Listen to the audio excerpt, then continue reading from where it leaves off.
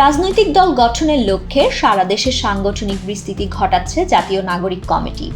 তরুণদের এই দল ছাত্র জনতার অভ্যুত্থানের চেতনা ধারণ করে নতুন দেশ গড়তে ২৪ দফার ইশতেহার নিয়ে আত্মপ্রকাশ করবে। এতে থাকবে রাজনৈতিক, সাংস্কৃতিক, অর্থনৈতিকভাবে দেশকে তারা কিভাবে গড়ে তুলতে চায় সেসব বিষয়। থাকবে নতুন রাষ্ট্র বিনির্মাণের পথরেখা। জাতীয় ঐক্যই হবে দলের মূল আদর্শ।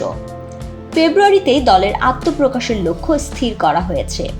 এ প্রসঙ্গে জাতীয় নাগরিক কমিটির সদস্য সচিব আক্তার হোসেন বলেন, পরিস্থিতি বিবেচনা করে ফেব্রুয়ারিতে নতুন দলের ঘোষণা হতে পারে। দলে এক ব্যক্তি কেন্দ্রিক নেতৃত্বের বদলে বহু ব্যক্তির নেতৃত্বকে প্রমোট করতে চাচ্ছি। ছাত্র জনতার অভ্যুত্থানে যারা নেতৃত্ব দিয়েছেন, দীর্ঘ সময় ধরে ফ্যাসিবাদের বিরুদ্ধে লড়াই সংগ্রাম করেছেন, এমন তরুণরাই দলের নেতৃত্বে আসবেন।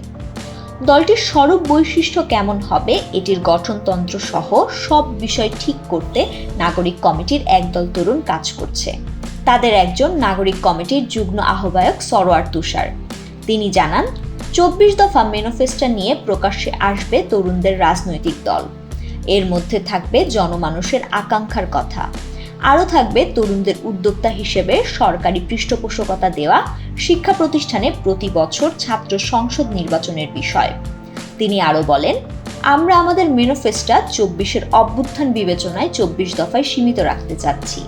এতে থাকবে সাংস্কৃতিকভাবে কেমন বাংলাদেশ চাই, রাজনৈতিকভাবে কেমন বাংলাদেশ চাই, আমাদের অর্থনীতি কী রকম থাকবে, অর্থাৎ পুরো রাষ্ট্রকল্পই এতে থাকবে। যদি আমরা সরকারে যাই তাহলে এটি বাস্তবায়ন করব।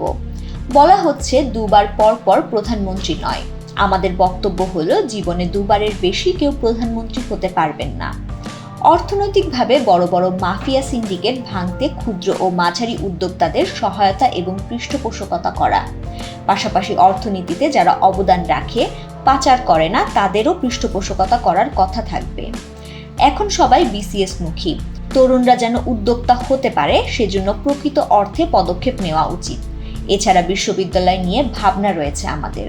প্রতি বছর ছাত্র সংসদ নির্বাচন হতে হবে, এতে যেন কোনো ছেদ না পড়ে।